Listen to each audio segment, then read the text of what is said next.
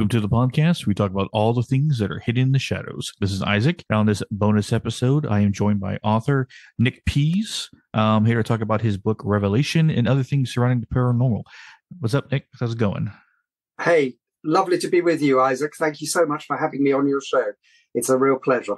Yes, I read a few pages of your book and read the Cliff Notes. Particularly have time, but reading from what I have, it's extremely interesting. Everything surrounding your story about scientific, or at least trying to find scientific proof of the afterlife and stuff like that, which is what I've talked about enormously all the time in different episodes about. One of my main hopes for the future is that science looks into the paranormal as much as any other form of studying, so it gets more credibility to everything that goes on. But Absolutely. If you could give a small overview of the book, so something that people don't particularly know about it.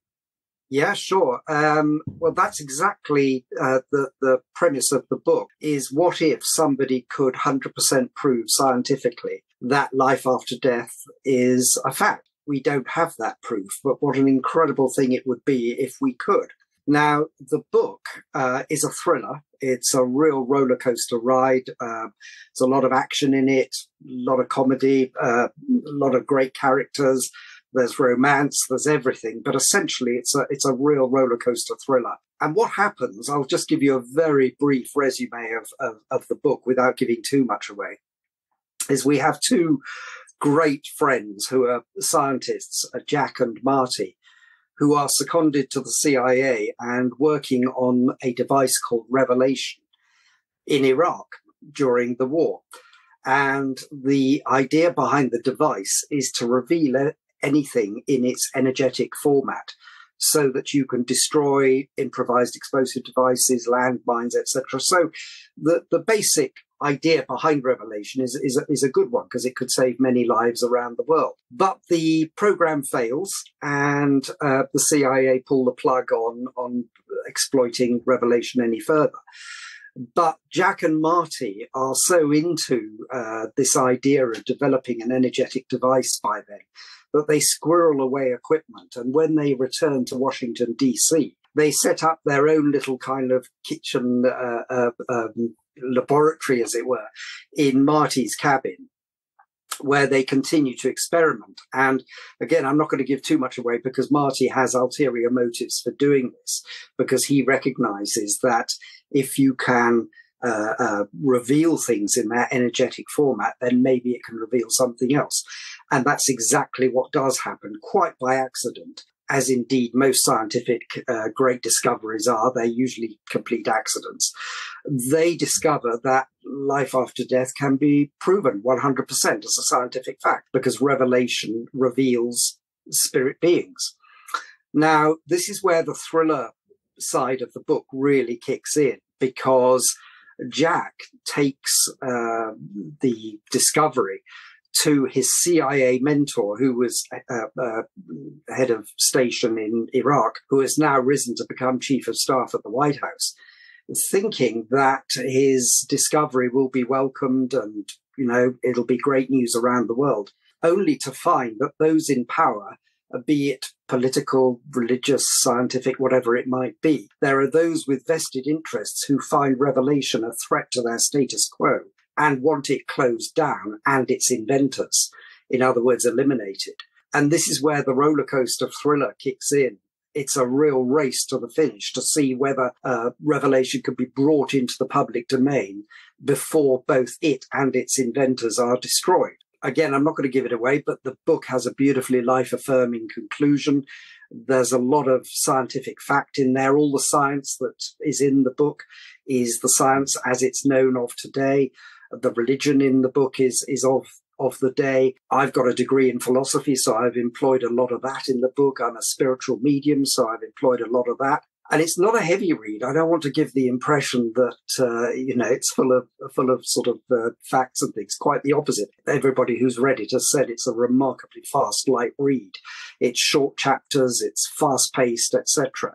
But nevertheless, everything within it is absolutely rooted in modern-day knowledge, scientific fact, etc. And it poses that incredible question, which I think, as you rightly said, Isaac, at the start, is it in the front of a lot of people's minds. What if life after death could be proven absolutely as a scientific fact? I mean, at the moment, we have mediums who do their best to give evidence of a life on the other side. We have all kinds of things that can give us glimpses into that, but we don't have that absolute hard and fast scientific fact. So the device revelation proves it. And then the implications are, what would happen? Now, you and I might think, what a fantastic discovery.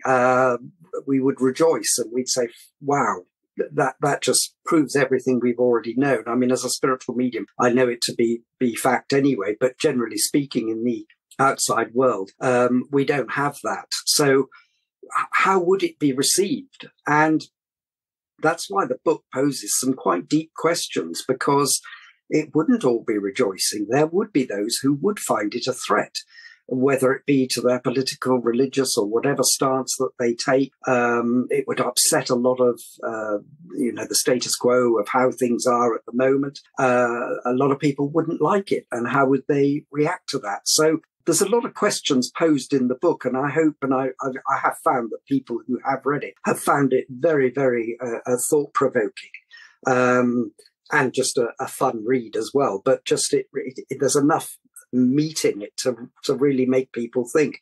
And as I say, I bring all my lifetime's experience of being not just a spiritual medium, but having a degree in philosophy and having taken an interest in, and continue to take an interest in, scientific and religious development and the dichotomies between the two. And you employ all that in a thriller format.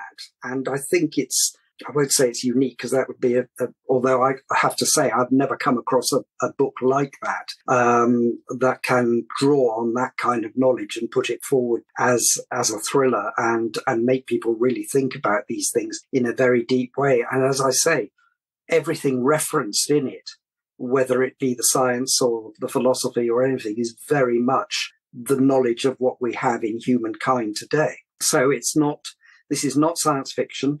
This is not just a make-believe. This is very much rooted in knowledge and fact, but just posing that question, okay, what if we go that one step further and we can prove it? So that's a very quick resume, Isaac, of what's it about. That's awesome. Definitely intrigues me to read it all the way through for sure. But I was going to ask what inspired the book, but you kind of already answered that question. Yes, I mean, as I say, I'm a spiritual medium, and I have had so many experiences of spirit beings throughout my life. It started when I was aged about 4 or 5 and set me on that path of just questioning about what this life is all about. Clearly for me, because I was able to hear them, then I was able to see them. It was just as much reality as you and I talking now. It's just for me, it's an absolute fact. But I totally accept that for a great many people, the majority who don't have those experiences, they won't necessarily accept it, and I wouldn't expect them to. I think skepticism is very, very good.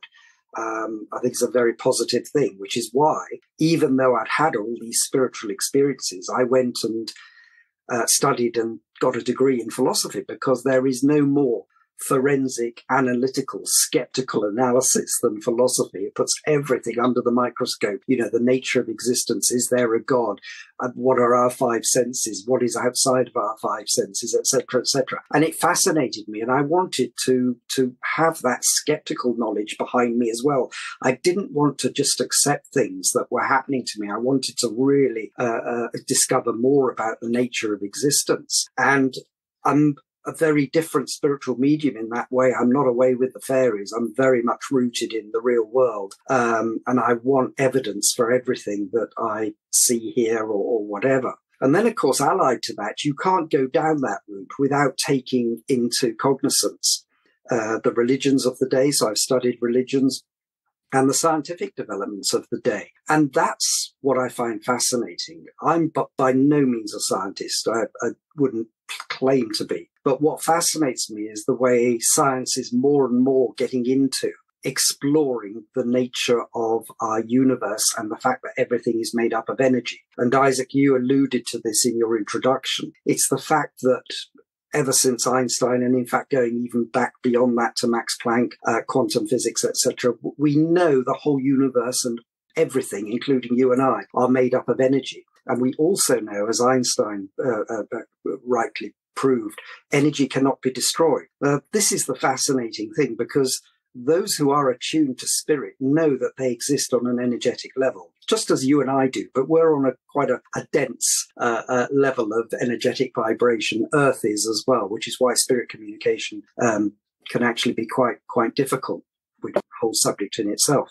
But that fascinates me, because the more science is exploring energy, the closer they're becoming to recognizing that there are other dimensions around and about us. And that's what revelation is about, because revelation is a device, a machine that can explore the energetic vibrations of everything, the frequencies around us, and pick up other dimensions like the spirit worlds. And it's not just one world, obviously, it's many. So it fascinates me. This is what led me into it. So revelation is a combination of all that knowledge, all that exploration, a lifetime of really delving. And I continue to be on that quest, to put it into and wrap it up in the format of a thriller and present it to people and say, you're probably fascinated by life after death. Most people are. A lot of people will be skeptical about it and not accept it. That's fine. That's absolutely fine. Others will have very particular religious beliefs or come at it in different ways. Some will be complete agnostic, won't believe in anything or whatever. That's fine. That's the individual choice. And so it should be. But I think probably not in my lifetime. It might happen. It could happen tomorrow. But again, quite by accident, as ever, science will make the breakthrough, because the more they're experimenting with and investigating energetic vibrations and frequencies, the more likely it is they're going to start picking up things that they'll think, hang on a minute, what's this? Which is exactly what happens in Revelation. And I think that's fascinating. And I think the most exciting discoveries are still to come, without question. And the more we get into the whole nature of energy and what we are made up of. And after all, this knowledge is so young. You're talking the last, 70 years or something, where we've really come into this. So who knows what the next, if we're still around, 70 years could hold. I find it fascinating and exciting at the same time. I'm absolutely so excited by it and what could happen, because for me, it could have wonderful implications for how we live our lives. I think we've lost our way spiritually. And at the moment you look around the world, there's so much division, there's so much conflict, there's so much aggression. Of course, on the other side of the coin, there are a lot of good things that are happening. But generally speaking, where's the direction? Where's the one thing that's uniting us and saying, you know what, as humankind, we're all united. We're all the same. We should be caring for each other. We should be trying to live as good lives as we can. We should take care of the animals, the planet. It has immense implications for everything. And just as the ancient cultures understood that kind of spirituality and employed it in their lives, I very much hope that when science does make that breakthrough, it will have those kind of spiritual implications for people to think, yeah, I've got to live my life in a slightly different way. Now, there'll be those who say, hang on a minute, we've already got that. My religion believes that or whatever. Yeah, but they've kind of lost their way. Where's the direction? Where are the people actually saying, let's put this into practice and really spread it right around the world? Not from a point of view of one way is the right way, of just totally embracing all humankind. It's one of the reasons I don't call myself a spiritualist, funnily enough, although I am a spiritual medium. I don't like labels. I think labels divide us. I think, if you're not a member of my club, my politics, my religion, whatever it is, it just seems to cause division. I think we're all individual spiritual beings in this human existence for the duration of our earthly lifetimes. But actually, we come from spirit, we are spirit, we will return to spirit. And I think that perspective is it does make you kind of want to live your life in a particular way. I'm not perfect by any stretch of the imagination. Nobody is. That's the nature of human existence. We all have our faults. We all have our different paths to tread. But I think, and I truly believe, that one day science will, probably by accident, make that breakthrough. And that's very exciting to think about. Well, it's funny enough, actually, some technology is actually used today to help us measure EMF readings and different tools and technology we use out in the field of paranormal investigating, like myself as a paranormal investigator. EMF readings, stuff like that, even though the energy that spirits give off is not technically classified as EMF, but the EMF reader is the only thing so far that can actually detect a presence of something, of a spirit that's in the room. The energy that a spirit gives off is recorded, or at least gauge in EMF. Now, but what the energy that spirits are made of, we don't know per se. And that's something that, but so far, it's just EMF readers that are meant for something else are actually picking up on a ghost and spirits when they're in the room. Yep. So there's already some technology used, well, not with the intended purpose of, finding ghosts, but have been used to help find ghosts and stuff like that. So we're kind of on the path. We just have to get the right minds in play to actually, look at this, study this.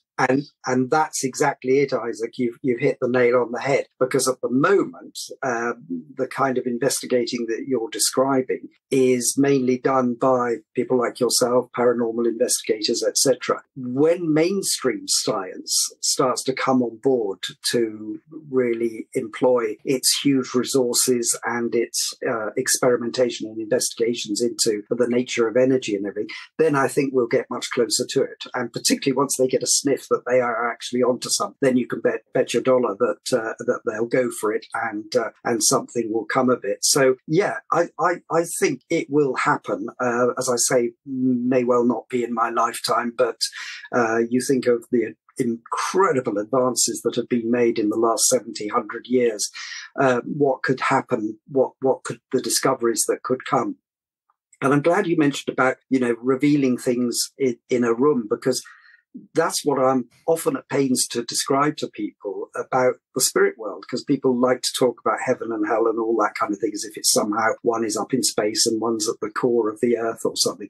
No such thing. It's spirit are around and about us right now. It's why when people have near-death experiences or whatever, they describe it like just stepping into another room. And I'm at pains to often tell people just how natural it is and how close they are to us. And of course, a lot of the time, those of us who have pets, your dogs and your cats will pick up on it because their senses are far, far more heightened than ours. I mean, a dog's sense of smell alone is like thousands of times greater than ours. We can't even conceive of what that must be like. But they can pick up on spirit presence in a room. So it's not a huge step to say, well, hang on a minute, there's got to be more to this than meets the eye. And it's what really prompted me in my, probably when just before I went and studied my degree in philosophy, it was to discover more about the nature of our five senses, because clearly they are very limited, because you only have to look around the earth to see that there are creatures around and about us who have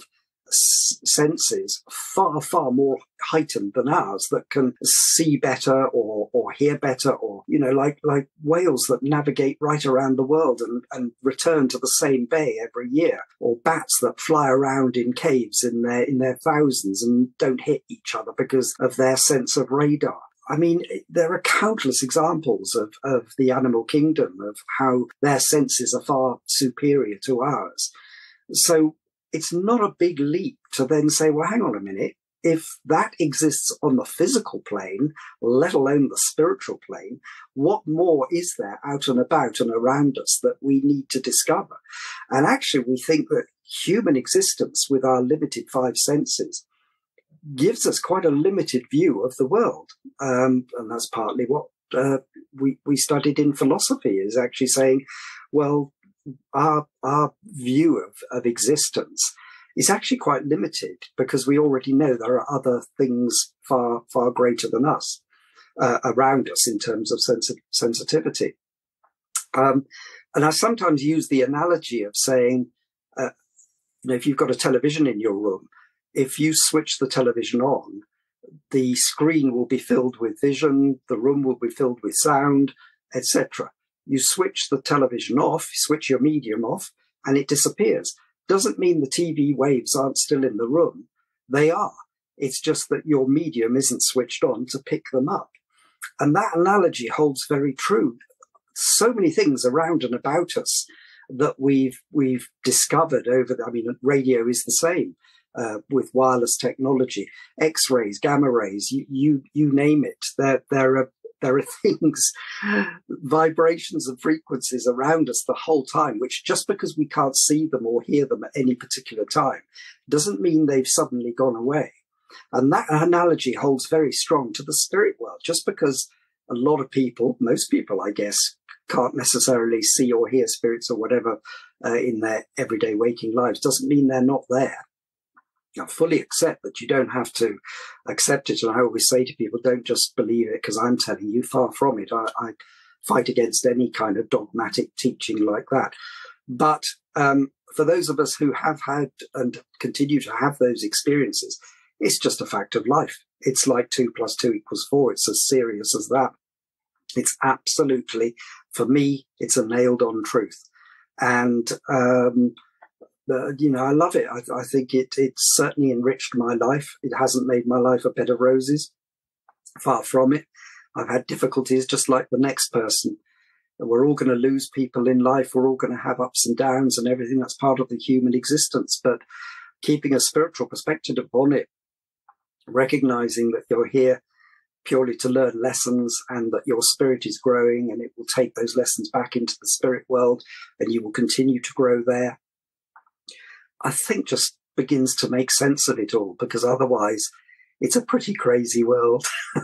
I would say. You said, speaking of experiences, I guess what was one of your first paranormal experiences, or at least when it kind of tuned you into the fact that spirits are real, and then also that you of course, with your ability, you can actually hear and talk to them? I think everybody has that ability. We're all born. We are spirits. We're born with that, but it tends to get beaten out of us at a young age and told that it's wrong or whatever. But for me, my earliest was around the age of 4 or 5. We lived in a very old house, my parents and my brothers and I, and I used to hear the spirit of a young teenage girl who had passed in that house quite a few years before. I think it may have been in a fire. I'm not entirely sure. But she used to walk. There was a sort of attic room, and she'd walk down from there. You could hear, well, I could hear, this was in the early hours of the morning, hear her steps coming down the staircase along the corridor, which was a bare wood corridor. It wasn't carpeted, past my parents' house, past my parents' room, past my younger brother's room, and come into my room. Whether she picked up that I was an empath or whatever, but that's what happened. And I was absolutely terrified.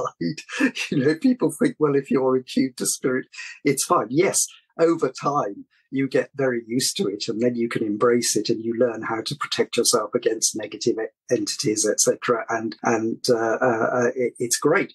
But my first experiences, I was very, very frightened because I didn't know what was going on. It was very clear that this person was not of this world, as it were, in terms of human existence. She had indeed and continued to be human in that sense, but she was on the other side. She was a spirit. And that was my very first experience. And then later, as I got into my teens, I started to see spirits a lot more regularly. And by then I was beginning to open up to it and just accept it and kind of say, yeah, there's more to this life. And I'd always had this questioning part of me that I would say, I remember standing under the stars once with my father as a very young boy, probably around 6 years old, and asking him about the concept of infinity and what's beyond the stars and everything, because I just had that questioning mind. And of course he couldn't give me, and he just said, well, infinity goes on and on and on. And I thought, no, that's not good enough. That's not a good enough answer. I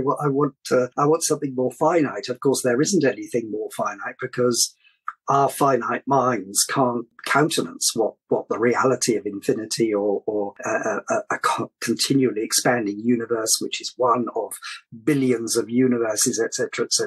It's kind of mind blowing, let alone what's going on this little planet, and also what's going on in the spirit world and spirit worlds. So then I started to see spirits in my teens, had some extraordinary experiences, and then right up until, it's ongoing. It's like it happens to me now quite naturally. I'll tell you one very brief story. I've told it before. Beautiful musician friend who passed a few years ago from a brain tumor, a sudden brain tumor.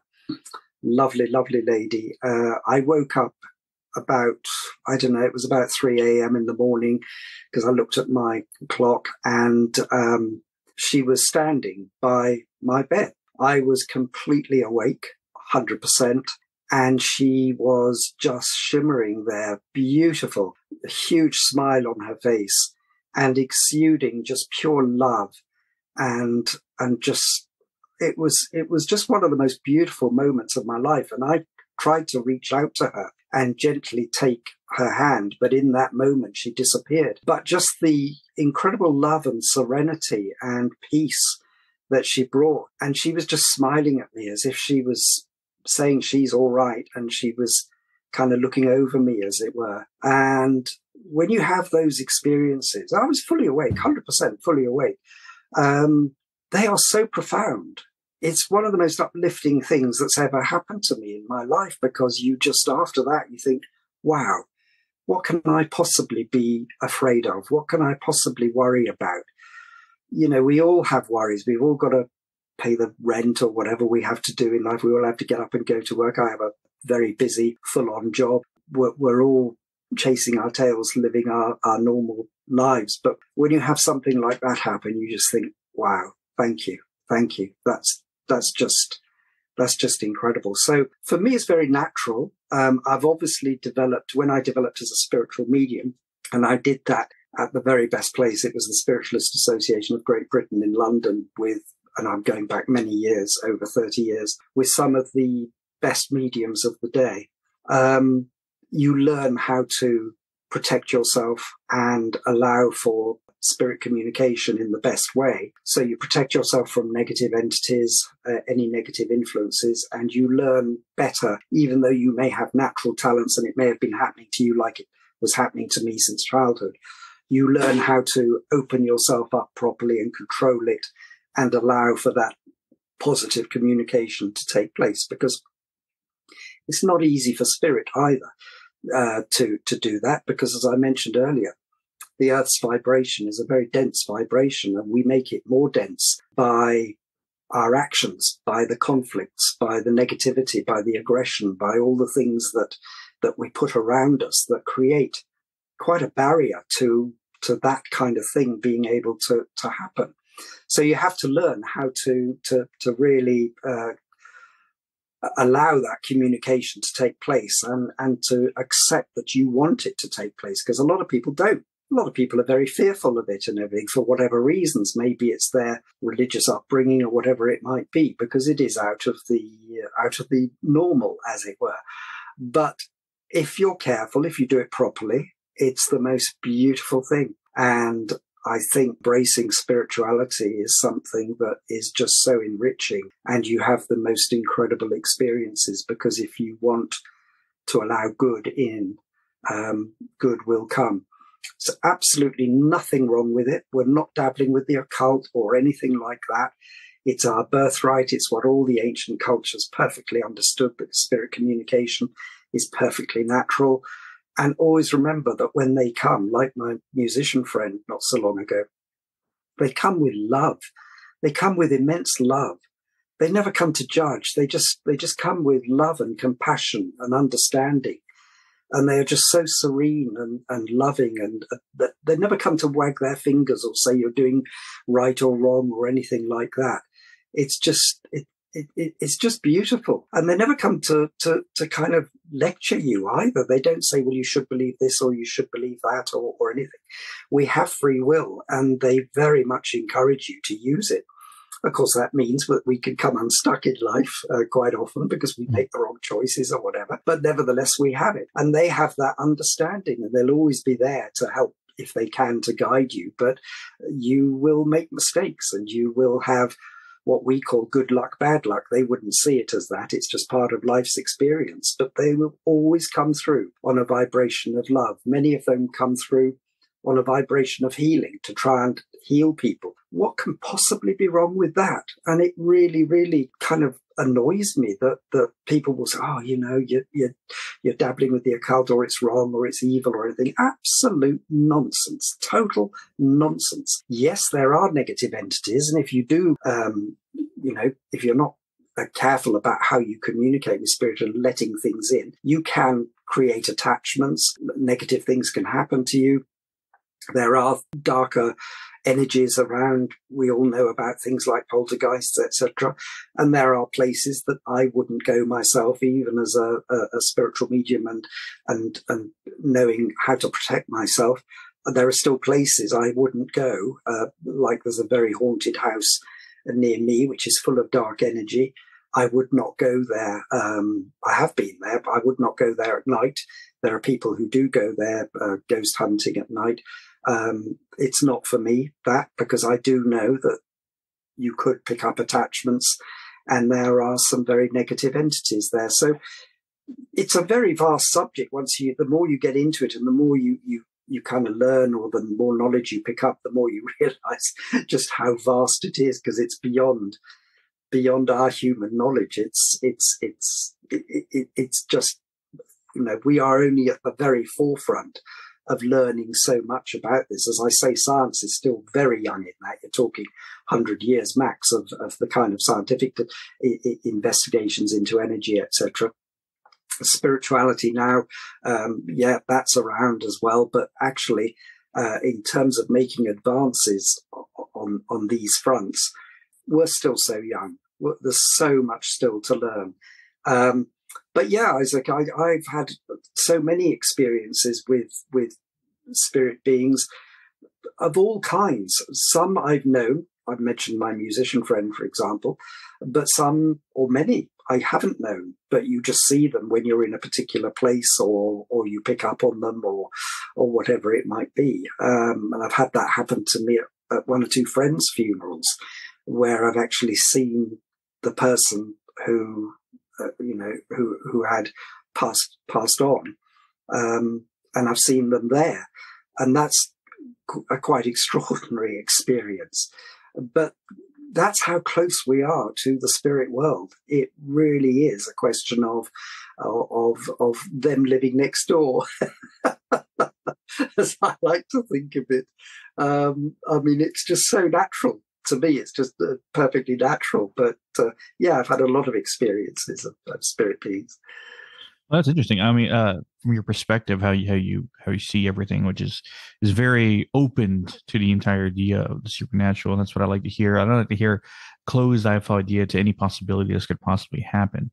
Because me and my wife, we're paranormal investigators, but we're more than that. And any of my avid listeners know exactly what I'm talking about when it comes to my ability per se, and my wife, how powerful of a psychic she is. And I say that with all truth behind it, because it doesn't seem like anything she can't do when it comes to her psychic abilities. Remote viewing, channeling, looking at past lives, reading people's, help talking to spirits, helping them cross over, anything you can think of so far. She's like the jack of all trades when it comes to psychic abilities. But that's brilliant. Yeah, our encounter so far with the supernatural and stuff like that has led us a lot of information that we didn't really know, or at least we thought we did. And a lot of things that we still yet to talk about publicly with anybody. But when it comes to our investigation stuff we have done with that, what's special about my team, and you'll find this very interesting, is that my team is unlike any other team in the paranormal game right now. Most paranormal investigators, there's three types. There's the clout chasers who are just looking to get famous from the evidence they catch. They're the actual, and then there's the other actual paranormal investigators who actually, well, they record, they document, they do that, but they're out there to prove that this world exists to everyone, and they are very respectful in their investigations when it comes to the spirits. But then Yep. there's mine. In my team specifically, we go to a location to wipe out all of the dark energy and then help any positive energy, spirit wise, cross over if they want to, because we've took away all negative energy. And we found that most places that have heavy amounts of negative energy, and it's also human spirits there at the same time, those human spirits are stuck because the negative energy is either keeping them in check or bullying them and not leaving. So once we remove that dark energy, all the spirits like to cross over. Not all. There's some who actually want to stay. Like, oh, dude, you got rid of the bully. I kind of want to hang out here now. I was like, okay, you're fine. You can stay. And then next time we come back to that same location, they may say, well, I kind of had my time here. Can I go? And we help them cross over.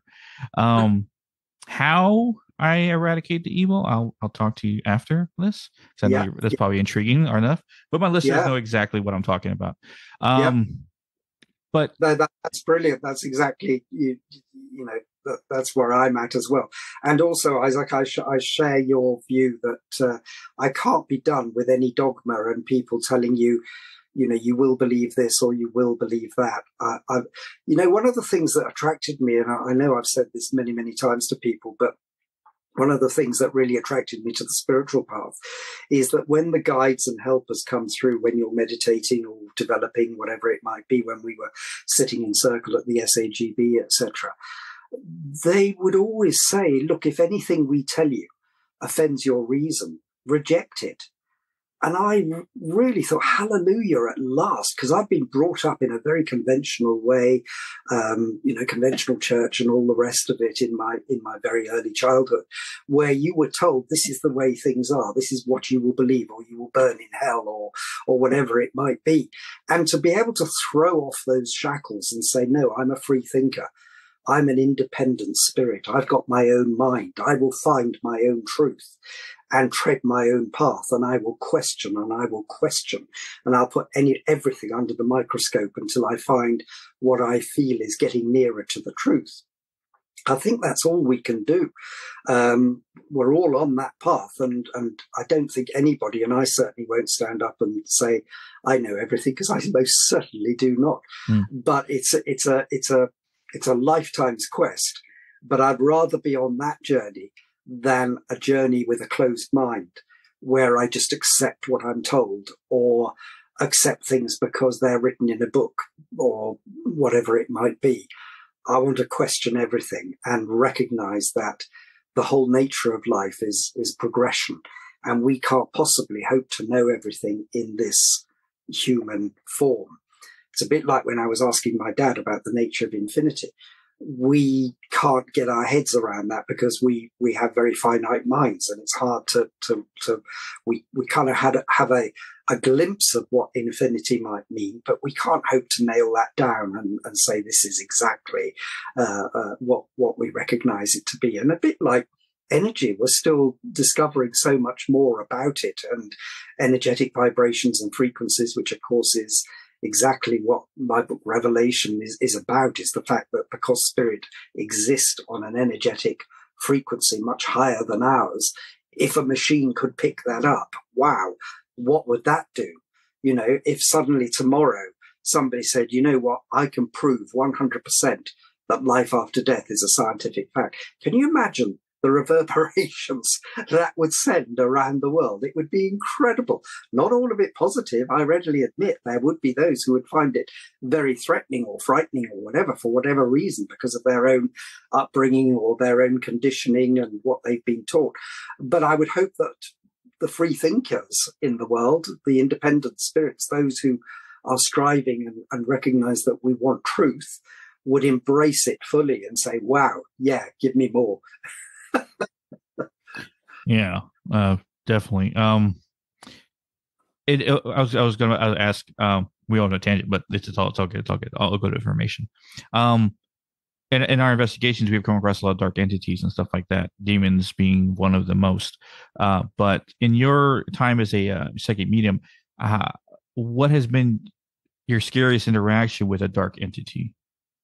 Oh gosh, I have had a few, and yes, they can be scary. They can.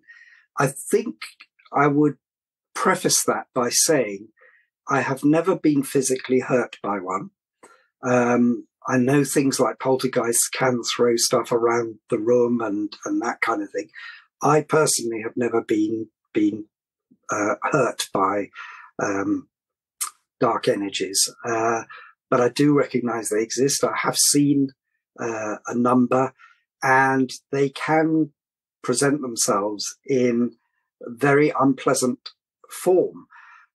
They can look, I have seen entities, for example, who are much, much larger than human forms, not necessarily in human form either. They take on, it's hard even to describe sometimes because they have it's not a form, but just a shape or whatever to themselves. Their faces, such as they are, and again, they're not faces in the way we would understand a human face, are extremely ugly and unpleasant to look at and exude very unpleasant vibrations. That's why I'm always protecting myself, always wherever I go, where I, particularly where I think there's going to be that kind of a presence. But you can't always do that because sometimes it'll come at you out of the blue, and there are things that I probably won't go into in detail here, but there are ways I will protect myself and combat it, which again I have learned over the years to do. And as I say, as a result of that, I've never, thankfully, been hurt. But these things do exist, and that's why I say, and I know you'll appreciate this, Isaac, particularly with the great work you and your team are doing, that if you go into this kind of study and you want to investigate paranormal activity, you do need to be careful, and you do need to learn how to protect yourself and tread carefully in that sense. But that's the negative side of it. The other side of that coin is absolutely fabulous. But then you could say that's the same as human existence in many ways. We have good and bad in our human world, and it's not too dissimilar. There are negative energies, no question about it, and you do have to be careful. It's not pleasant, as you know yourself, when you come across them, because it's just a whole feeling that you get. It's just the way they appear to you, that they can look extremely ugly and unappealing. And it's the one thing I would say is, I won't say frightening, because I've learned to overcome that when I was much younger. Yes, I was frightened by it. But because sometimes they can be quite large in terms of how they appear. And I say how they appear because it may not be their actual format, but you could see, I've seen one, for example, that literally virtually filled the room. The height right up to the ceiling, quite wide as well, and everything. That's quite, I don't quite know what the word would be, but it's upsetting, because you think, wow, is this thing going to harm me or whatever? Because I'm just a small human being. So yeah, I'm just always, I'm very wary. It's why I say I don't seek it out. I know I'm sometimes invited to go on ghost hunts and things with people, and sometimes I've accepted, because the nature of why it's being done is very much as you've described, where you're going into to clear negative entities and also to release those spirits that are trapped, and help them onto the other side. But in terms of would I go to somewhere where I know 100% there are, I don't like to use the word evil, but there are kind of demonic formats or energies there? I would tend not to go myself, because I just think when you develop as a medium, as an empath, or whatever you like to call it, there will be the negative entities do like to attach themselves, if they can, to you. They do like to get in there and create mischief. So that's my reason for steering clear. I know it's not because I'm special or anything, but I would be targeted, as it were, for negativity, because they can see, here's somebody who does accept we exist, as it were. Whereas other people might go in and be skeptical or not really convinced, or they're just out of interest or whatever. And it's a big area of understanding, because the more you open yourself up to spirit, the more they will come through. And in my experiences, thankfully, that's positive, because I protect myself and I open myself up to the beings of light and allow that to happen. But the flip side of that coin is you are opening yourself up. And that's why people who use Ouija boards and things, who may not be at all experienced, may not understand how to protect themselves, you can get all kinds of negative things happening to, especially when kids are doing it and they're experimenting and they think it's a bit of fun. And next thing you know, they're possessed or by something, or they're having really bad dreams and experiences, and things are flying around their room, etc. You need to treat this with respect. And I know you've used the word respect earlier on, Isaac, and it is so important. Treat the spirit world with respect, because there's good there and there's bad there. Awesome. All good stuff. One of my, I guess, final questions, because I didn't expect this hour to go by this fast, but you are, you fill it with a lot of good information, Nick. I can say that much. Well, I guess a question I'll let you ask anyone who studies the paranormal, investigates, or anything like that. What do you feel that your purpose in exploring the paranormal is? Fabulous question, because it's a question that rather annoyingly I ask myself and everybody else from quite a young age. Is, what are we all doing here? What's this about? Because I had this kind of I had a kind of absurd view of life from quite a very young age. I thought, what's we're born. Do we just live, die? Is that it? Do we go out to work every day, earn a living, and then peg it one day and that's it? It's all over. What was that all about? It's kind of, there's got to be a greater purpose. So yeah, investigating the paranormal for me, or becoming a spiritual medium and all the rest of it, was very much trying to find greater purpose to life and saying, okay, I'm here. Once I've recognized that I'm a spirit in the material world, and I recognized that, there's more to it, and I got my degree in philosophy and everything, I was looking into scientific developments, and I'd studied religions and thought, well, I can't find enough of the answers in there. There's a lot of good in religions, a lot of good, and a lot of them do wonderful, wonderful things around the world. But equally, it was never enough for me, still isn't. They don't see, I want to look forward. I don't want to look back to something that was written 2,000 years ago, because it doesn't give me all the answers. And so finding your purpose in life, I think, it's when you embrace a greater spirituality. For me, it begins to come into greater perspective. But it's not a great mystery. It's like just do the best you can. You come here with whatever talents you've been given, and we all have talents of different sorts. Try and develop them to the benefit of yourself, to the benefit of your family, to the benefit of others, and try and put back into the world more than you take out. It's, again, and I know I allude to the ancient cultures a lot, but they understood that. The Native Americans would never take out of Mother Earth more than they could put back in. If they hunted the buffalo, they would pray to the spirit of buffalo, and then would use every part of that buffalo, not just for meat, but for clothing, for sinews to sew with, etc. A very wonderful philosophy in many ways. And a lot of ancient cultures right around the world had that kind of innate spirituality of just trying to do good. Nobody was perfect. They used to fight each other like everybody else does in this day and age. But I think once you try and find the spiritual path, finding the kind of meaning to your own life becomes easier. Nobody has the ultimate key. I don't think anybody does yet in terms of what it's really all about. But if you do embrace the spiritual path, I think you come closer to it because you realize that there's a greater purpose. It's not just about going out, doing my job, putting food on the table, as hugely important as that is. And we all have to do that. But it's that spiritual perspective. What am I doing?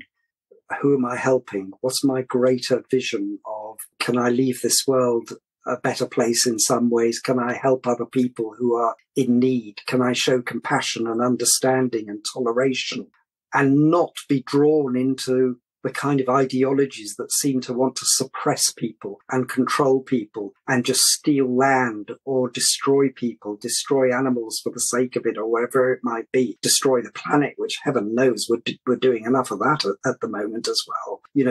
What can we all do? And so that kind of greater purpose to life, for me, spirituality gives that, because then you realize that you're more than just the here and now. You come from spirit, you are spirit, you will return to spirit. And that surely has implications on how you see your life and how you want to lead your life. And I think if everybody found in their own individual way, it is purely an individual thing.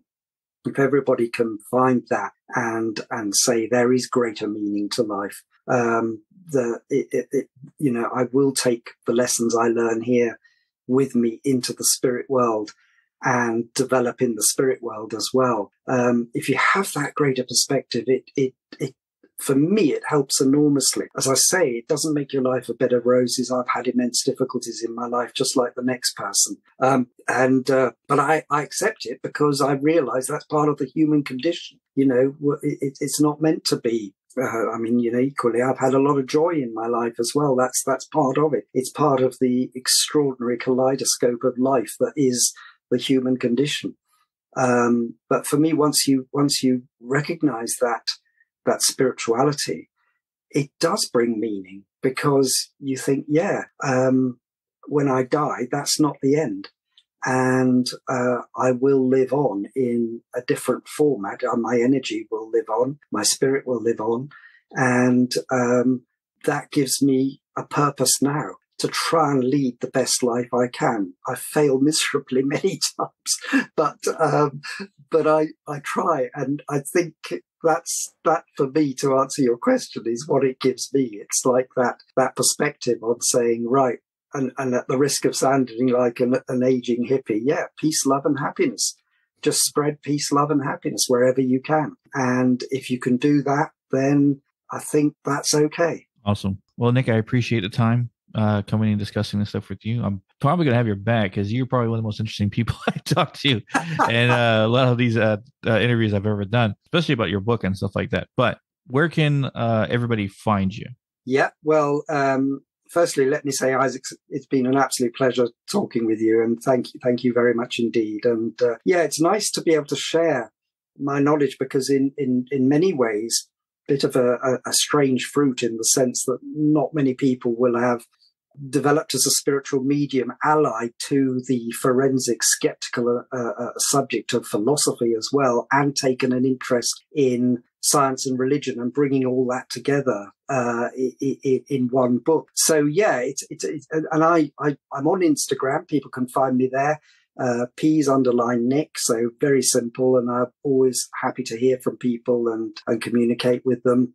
And of course, Revelation itself is available you can order it from all major bookstores, or you'll find it online at people like Amazon and all the major online bookstores as well. It's available in Kindle format as well, if you want the electronic. So, and at the back of the book, there's a little piece from the author, me, where I explain some of the things we've spoken about tonight, Isaac. So I think it's nice when I get the feedback from people that they found it very thought-provoking when they've read it, not just you can read it face value as just a roller coaster thriller, and that's fine. But actually, there's a lot of depth in there, and I hope people will enjoy that. So probably the best way to reach me is via my Instagram, Pease _Nick, and I'll be delighted to to communicate with people and share whatever I can. I'll say right again, I'm not here to lecture. I'm not here to persuade anybody to accept what I accept or to believe what I believe or anything like that. I respect everybody's right to their own individual beliefs, and that's absolutely fine. But if you did want me to share my lifetime's knowledge in these things and you have particular questions or whatever, I will be very happy to hear from people. Awesome. As always, you guys can catch us at Hidden the Shadows Podcast on Instagram, Hidden the Shaw 6 on Twitter, Hidden the Podcast 2 on TikTok, or links to all our social media, and always listen to us at hiddentheshadowspodcast.com. Nick, appreciate you coming on. It's been a pleasure. Thank you so much, Isaac. And always, we'll catch your weirdos in the next one.